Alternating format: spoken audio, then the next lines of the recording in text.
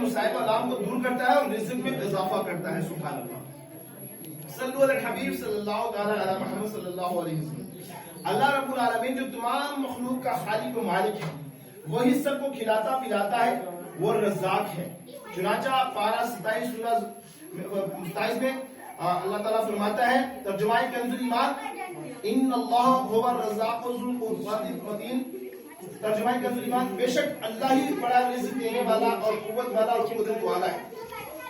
تفسیر سیرات الجنان میں بے شک اللہ تعالیٰ ہی بڑا رزق دینے والا ہے، وہی ہر کسی کو رزق دیتا ہے، وہ قوت والا ہے، اس لیے مخلوق تک رزق پہنچانے میں اسے کسی کی مدد کی ضرورت نہیں ہے، اور رزق پیدا کرنے پر قدرت رکھنے والا ہے، سب کو وہی دیتا ہے اور سب کو وہی پالتا ہے. اللہ تبارک و تعالیٰ فرماتا ہے ترجمہ کنز ایمان اور رزق زمین میں کتنے ہی چلنے والے ہیں کہ اپنی روزی ساتھ نہیں رکھتے، اللہ روزی دیتا ہے انہیں اور تمہیں. اس آیت کا نزول یہ ہے کہ مکہ مکرمہ زیادہ والا شکر تعظیم میں ایمان والوں کو مشرکین دن رات طرح طرح کی اذیت دیتے تھے، یعنی ستاتے تھے. تاجدار رسالت شہنشاہ نبوت صلی اللہ علیہ وسلم نے ان سے مدینہ طیبہ زیادہ والا شکر تعظیم کی طرف ہجرت کرنے کو فرمایا. تو ان میں سے بعض نے عرض کی درود پاک پڑھے اللہم صلی اللہ علیہ وسلم.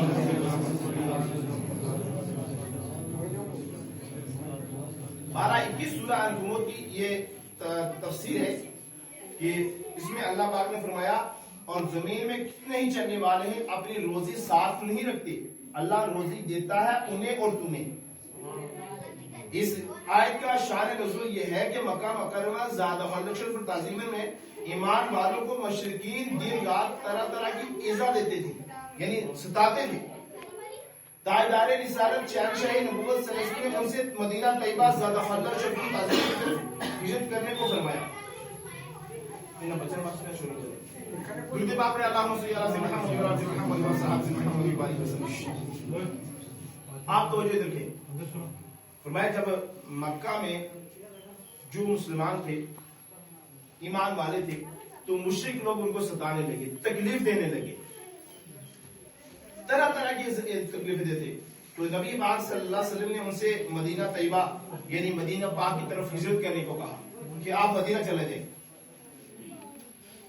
تو ان میں سے بعض نے عرض کی ہم مدینہ شریف کیسے چلے جائیں، نہ وہاں ہمارا گھر ہے نہ مال. یعنی بعض تھے ایمان والے ماشاءاللہ، لیکن یہ کیا کہا کہ یا رسول اللہ ہم جائیں مدینہ، لیکن جائیں کیسے، نہ وہاں ہمارا گھر ہے نہ مال ہے، وہاں ہمیں کوئی کھلائے اور پلائے گا، کون کھلائے گا پلائے گا.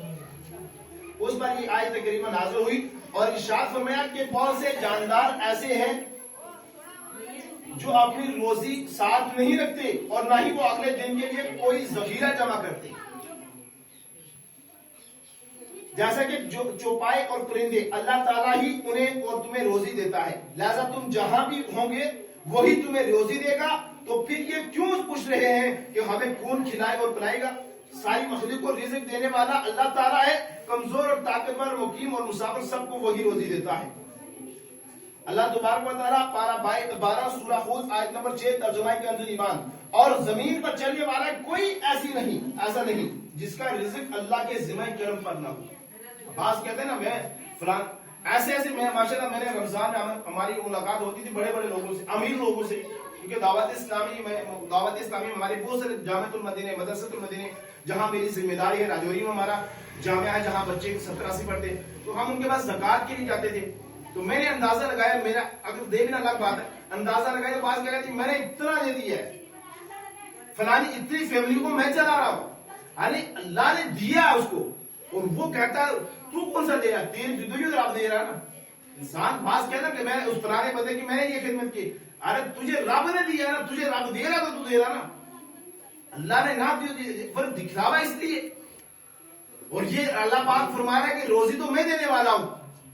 اور یہاں اللہ پاک نے فرمایا کہ زمین پر چلنے والا کوئی ایسا نہیں جس کا رزق اللہ کے ذمہ کرم پر نہ ہو. علامہ احمد صاحب رحمۃ اللہ فرماتے ہیں اس آیت سے یہ مراد نہیں کہ جانداروں کو رزق دینا اللہ پاک پر واجب ہے، کیونکہ خدائے ذوالجلال اس سے پاک ہے کہ اس پر کوئی چیز واجب ہو، بلکہ اسے یہ مراد ہے کہ جانداروں کو رزق دینا اور ان کی کفارت کرنا اللہ کریم نے اپنے ذمہ کرم پر لازم فرما لیا ہے. اور اس کی رحمت کا اور اس کا فضل ہے کہ وہ اس کے خلاف نہیں فرماتا. رزق کی ذمہ داری لینے کو اللہ کے ساتھ اس لیے بیان فرمایا تاکہ بندے کا اپنے رب کریم پر توکل مضبوط ہو. اللہ نے قرآن پاک کی اس آیت میں فرمایا کہ انسان اپنا توکل مضبوط رکھے. یوں نہ سمجھا کہ میرے کیا بناؤں کیا میں کیا بناؤں. لہذا اللہ کی راہ جتنا اپنے انسان مال میں خیرات کرتے رہے, اور خیرات کرنا مال کر تو نہیں بڑھے انشاءاللہ بے شک, اور یہ رب نے بات کی ہے. لیکن بعض ایسا مسلمان ہی کہ وہ اپنا مال کلوز کیا نہیں رکھی, یعنی مٹھی کھول نہیں رکھتا. یعنی بعض ایسے مسلمان ہی کہ جو مطلب صدقہ خیرات تو پیچھے نہیں, اپنا اللہ کی راہ میں مال دے تو پیچھے نہیں. لہذا وہ بات کیا کہ بعد میں آخر ان کا بیچارہ وہ انتقال رہا تھا, اولاد ان کو پیسہ اللہ کی راہ میں صحیح طریقے خرچ نہیں کرتے. درود پاک پڑھے اللہم صلی اللہ علیہ وسلم. میں اللہ پاک نے اپنے رب کریم توکل مضبوط ہو, اور اگر وہ رزق حاصل کرنے کے اس بات کے لیے اختیار کرے تو ان پر بھروسہ نہ کر بیٹھے, بلکہ اللہ رب العزت ہی اپنا اعتماد اور بھروسہ رکھے, اس پر بھروسہ رکھے. اسباب صرف اس لیے اختیار کرے کہ اللہ پاک نے اسباب اختیار کرنے کا حکم دیا ہے, کیونکہ اللہ کریم فارغ ہو رہنے والے بندے کو پسند نہیں فرماتا. زمین کے جانداروں کا بطور خاص اس لیے ذکر فرمایا یہی غذاؤں کے محتاج ہیں, جبکہ آسمانی جاندار جیسے فرشتے اور پورے عین اس رزق کی محتاج نہیں ہیں, بلکہ ان کی غذا تسبیح و تعلیل ہے. سبحان اللہ. یعنی بعض ایک واقعہ ہے کہ اس میں اندھا صاحب کو ایک رسالہ ماشاء اس میں نہیں لکھی ہوئی, دوسرے کتاب میں لکھی ہوئی ہے. ایک اندھو صاحب تو ایک بوٹا کا اوپر, تو ڈاکو چور آیا اس کا قریب بیٹھا, دیکھنے لگا کہ اندھو صاحب ہے تو ایک چیڑی اپنا چونچ ماں کچھ لے گا, اس کا منہ بابا ہے. پھر ایک سبز درخت پر جا تو کچھ لے گا, پھر اس کا منہ بابا ہے. یہ ڈاکو جڑے ڈاکہ ڈالنے والا دیکھتا رہا اس کو کہ یہ کس کو روزی کھلو, یعنی اندھو صاحب ہے, اس کی نظر میں نہیں ہے وہ رزق کس نے کھلو. فرمایا وہ دیکھتا رہا جس وقت وہ ایک چیل جائے کسی سبز درخت پر پھل لے گا, وہ جو سوکھا درخت کا اوپر سانپ ہے وہ منہ کھولا, اس کے منہ میں پاوا, پھر واپس یا پھر پاوا, پھر واپس یا پھر پاوا. جس وقت انہوں نے یہ منظر دیکھو تو انہوں نے کیوں ڈاکو نے کہ خدا کے بندے اللہ پاک رزاق ہے, انہوں نے رزق دے, تو ہم تو ایسا ظالم ہے کہ ہم لوگوں کو مال چرا لیا. تو میں جس وقت جو منظر دیکھا اللہ کے دربار میں فوری طور پر اللہ کو معافی مانگی, توبہ کی, اور کہنا آئی تو بعد یہ ہم نہیں کریں. یہ انسان میں کو کیا مارو اعتماد رب پر بھروسہ مضبوط ہونے, انسان رات سفر کرے لو نا اور اللہ پاک پر بھروسہ رکھا, اور جن کا پیر و مرشد ان پر بھروسہ رکھا, ڈرنا نہیں کسی چیز کو.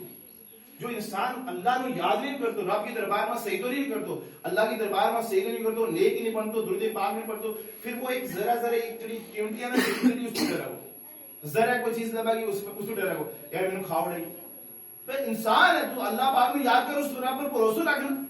اور جو تیرا پیر و مرشد ہے اس کے سامنے کہ میرا مرشد میرا پیچھے دیکھا وہ میں, جو مرشد تو بغیر ہے تو ان کی عبادت, یعنی پیر تو بغیر اس کی کیا دنیا کی زندگی ہے.